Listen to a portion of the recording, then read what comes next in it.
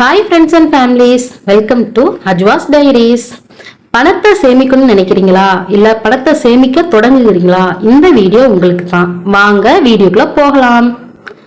நம்ம வீடியோல எந்த முறையில பணத்தை சேமிக்கலாம், எப்படி பண்ணலான்னு அடுத்தடுத்த வீடியோ போஸ்ட் பண்ணிக்கிட்டே இருக்கோம். நம்ம சேனலை பிடிச்சவங்க லைக் பண்ணுங்க, ஷேர் பண்ணுங்க, கண்டிப்பா கமெண்ட் பண்ணுங்க. நீங்க கமெண்ட் பண்றதா எங்களுக்கு மோட்டிவேஷன் அதிகமா இருக்கும். அப்பதான் அடுத்தடுத்து என்ன வீடியோ போடலான்னு எனக்கும் தோணும். ஓகே, பணத்தை சேமிக்க எப்படிலாம் பண்ணலாம் அப்படின்னு பார்ப்போம். ஒரு ஃபேமிலிக்கு ஒரு முக்கியமான ஒரு 3 பேசிக் இருந்தாதான் பணத்தை கரெக்டான வழியில சேமிக்க முடியும். அது என்னன்னு பார்க்கலாமா? ஃபர்ஸ்ட் ஒன் அப்படின்னு எடுத்தோம்னா, ரெக்கார்ட் யுவர் எக்ஸ்பென்சஸ் அப்படின்னு. இது வேற ஒன்றும் பெருசெல்லாம் கிடையாது. நம்ம என்ன செலவு பண்றோமோ அதை எழுதி வைக்கணும். முன்ன காலத்துலலாம் எல்லாருமே எழுதி வச்சுதான் எல்லாத்தையுமே செய்ய ஆரம்பிப்பாங்க.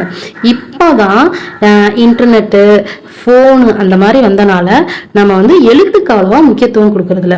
ஆனா நம்ம ஒரு பணத்தை சேமிக்கணும்னா ஃபர்ஸ்ட் நம்ம எழுதி வைக்க ஆரம்பிக்கணும். அது சின்ன ₹1 இருந்தாலும் சரி, இல்ல ஒரு 1000 ரூபாய் இருந்தாலும் சரி, எதையா இருந்தாலும் நம்ம எழுதி வச்சுதான் நம்ம பணத்தை செலவும் பண்றதும் சரி, சேமிக்கிறதும் சரி, ஃபர்ஸ்ட் எழுதி வைக்க கத்துக்கணும். ஓகேவா? எந்த ஒரு இல்லத்தரசிகளா இருந்தாலும் எழுதி வைக்க ஆரம்பிங்க ஃபர்ஸ்ட். இவ்வளவு நாள் வரை செயலாற்றினாலும் இன்னி பணத்தை சேமிக்கணும்னு நினைக்கிறவங்க ஃபர்ஸ்ட் எழுதி வைக்க தொடங்குங்க. நம்ம 3 பேசிக்ல 2வதா வர்றது பட்ஜெட். முன்ன காலத்துலலாம் எல்லாருமே பட்ஜெட் போட்டுதான் அவங்க குடும்பத்தை ரன் பண்ணுவாங்க. ஆனா இப்போ ஒர்க் சுமையின் காரணமாக அல்லது நம்ம நாலேஜ் அதிகமாக வளர்ந்ததன் காரணமாக யாருமே பட்ஜெட் போடுறதில்ல. அதனால நம்ம நிறைய மிஸ் பண்றோம், சேவ் பண்றதுல நிறைய தப்பு பண்றோம். அதனால ஒரு குடும்பத்தை ரன் பண்ணணும்னா ஃபர்ஸ்ட் பட்ஜெட் போட கத்துக்குங்க.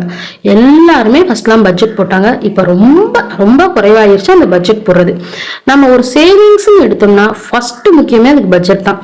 நம்ம பட்ஜெட்டை போட்டாதான் மீதத்தை எடுத்து சேவ் பண்றதுக்கு ஒரு உறுதுணையா இருக்கும். பட்ஜெட் தான் நம்ம சேவிங்க்கு அடித்தளமே.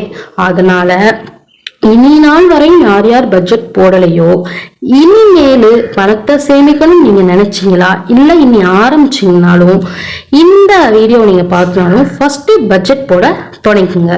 அது எப்படின்னு நான் ஆல்ரெடி ஒரு வீடியோ போஸ்ட் பண்ணியிருக்கேன். நம்ம எப்படிலாம் ஒரு சின்ன சம்பளத்தை எப்படிலாம் பட்ஜெட் போடலாம்னு அதை பார்த்து நீங்க தெரிஞ்சுக்கோங்க. நம்ம பேசிக்ல 3வது பேசிக்கா வர்றது என்னன்னா, கட் டவுன் அன்வான்ட் எக்ஸ்பென்சஸ். அப்படின்னா வேற எதுவும் கிடையாது, எழுதி வைப்பதன் மூலம் தேவையில்லாத செலவை குறைக்கலாம். நம்ம எழுதி வைக்காம செலவு பண்ணோம்னா சில பேத்துக்கு ஓட்டக்கையா இருக்கும், சில பேர் நம்மளே அறியாம நம்ம செலவு பண்ணிடுவோம், அப்புறம் யோசிப்போம். ஆனா நம்ம ஒன்னொன்னையும் எழுதி வச்சோம்னா அடுத்த மாசம் எடுத்து பார்க்கும்போது இதெல்லாம் தேவையில்லாத செலவுகள், அப்ப இதெல்லாம் நம்ம குறைச்சுக்குவோம்னு சொல்லுவோம். இந்த தேவையில்லாத செலவை குறைப்பதன் மூலம் நம்ம பணம் ஆட்டோமேட்டிக்கா சேமிப்புல சேரும். அது நம்மள அறியாம நடக்க ஆரம்பிச்சிடும்.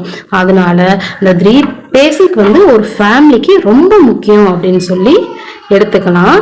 அப்புறம் முக்கியமா ஒரு டிப் இருக்கு. அதாவது 30 டேஸ். 30 டேஸ்னா என்னன்னா, நம்ம ஒண்ணு வாங்கணும்னு நினைச்சோம்னா எடுத்தோம் கவுத்தோன்னு உடனே போய் அதை வாங்கக்கூடாது. ஃபர்ஸ்ட் நல்லா 1க்கு 10 தடவை யோசிக்கணும். அத்தியாவசிய பொருள் இருக்குல்ல, அதை தவிர இதை எதை வாங்கணும்னு நினைச்சாலும் 1க்கு ஒரு 10 தடவை யோசிக்கணும். அதுக்கு கொஞ்சம் டைம் கொடுக்கணும். டைம்னா கொஞ்சம் டேஸ் கொடுக்கணும். எடுத்தோன்னு இன்னைக்கு நினைச்சோன்னு நாளைக்கு அதை ஆர்டர் போட்டுருவோம், மீஷோல பார்த்தோம், அமேசான்ல பார்த்தோம், உடனே ஆர்டர் போடுவோம் அப்படின்னு போடக்கூடாது. ஒரு இல்லத்தரசியா இருந்தா எதுக்குமே பொறுமையும் முக்கியம். அதுக்கு டைம் எடுத்தோம்னா நம்மளுக்கு நல்லது எது கெட்டது எது, எவ்வளவு மிச்சப்படுத்தினா எவ்வளவு சேவ் ஆகும். இல்ல நம்ம இப்ப ஒரு பொருள் வாங்கணும்னு நினைச்சிருக்கோம், ஆன்லைன்ல ஒரு பிரைஸா இருக்கும், ஆனா நம்ம டைம் கொடுக்காம அதை வாங்கிட்டோம்னா நம்மளுக்கு தான் லாஸ். அதே நம்ம ஒரு 2 டேஸ் கழிச்சு வெளியில போவோம், அங்க அந்த பொருளை பாக்குறோம், அங்க கொஞ்சம் கம்மியா இருக்கலாம், இல்லைன்னா அங்க கூட இருக்கலாம், ஆன்லைன்ல கம்மியா இருக்கலாம். அதனால எதுவும் அத்தியாவசியம் இல்லாத வேற பொருள் வாங்கணும்னு நினைச்சா கொஞ்சம் டைம், குறைஞ்சது ஒரு 30 டேஸ் ஆச்சும் நம்ம எடுத்துக்கிட்டோம்னா அது வந்து நம்மளுக்கு வேணுமா வேணாமான்னு நம்மளுக்கே புரிய ஆரம்பிச்சிடும். அதனாலதான் இது வந்து இந்த பணத்தை சேமிக்க தொடங்குறவங்களுக்கு முக்கியமான டிப்ஸ்னா இதுதான் சொல்லலாம். வீட்டுல இருக்க அனைத்து குடும்ப பெண்மணிகளும் கொஞ்சம் கவனத்துல கொண்டு இந்த 30 டேஸை வந்து நம்ம வந்து டைம் கொடுத்து பாருங்க. அதுலயும் உங்களுக்கு நிறைய பணம் சேவ் ஆகும். ஓகே ஃப்ரெண்ட்ஸ், நான் சொன்னதுல ஏதாவது மிஸ்டேக் இருந்தாலும் சரி அல்லது உங்களுக்கு புரியலனாலும் சரி எனக்கு கண்டிப்பா கமெண்ட் பாக்ஸ்ல சொல்லுங்க. அடுத்தடுத்து என்ன வீடியோ போடலாம்னாலும் சொல்லுங்க. இந்த மாதிரி நான் சொன்ன விஷயத்த ஃபாலோ பண்றதுனால எவ்வளவு குடும்பத்துல மாற்றம் வந்துச்சு, எவ்வளோ எல்லாரும் சேவிங்ஸ் பண்ண ஆரம்பிச்சிங்கன்னு எனக்கு கமெண்ட்ல சொல்லுங்க.